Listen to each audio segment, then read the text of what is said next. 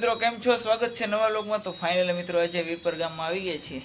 કિશનભાઈ ને ભીમાભાઈ બે ભાઈઓ છે ને ઘરે સગાઈ પ્રસંગ છે તો રસોડું કરવા માટે આવી ગયા।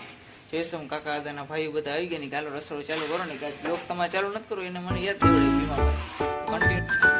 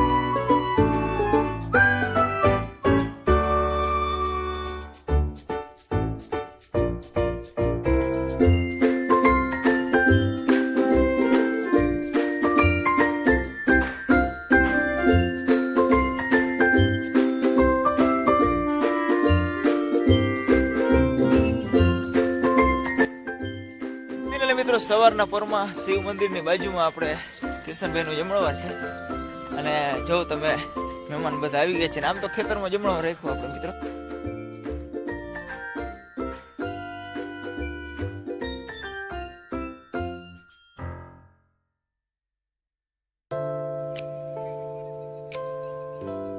તો ફાઇનલ મિત્રો કાલે જમણવાર રસોડું ઘરે રાખ્યું હતું આજે આવી ગયું છે અહીંયા ખેતરમાં।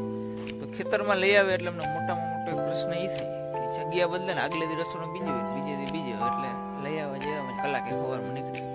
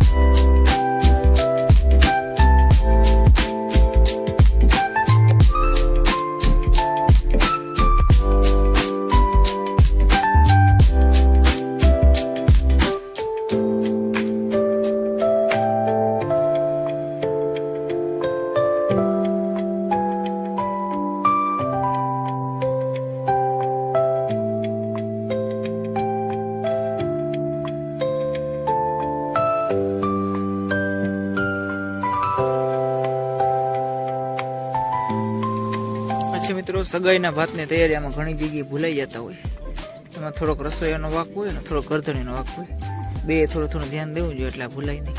ઘણી જગ્યાએ ભૂલાઈ જતા હોય તમે જોઈ લો।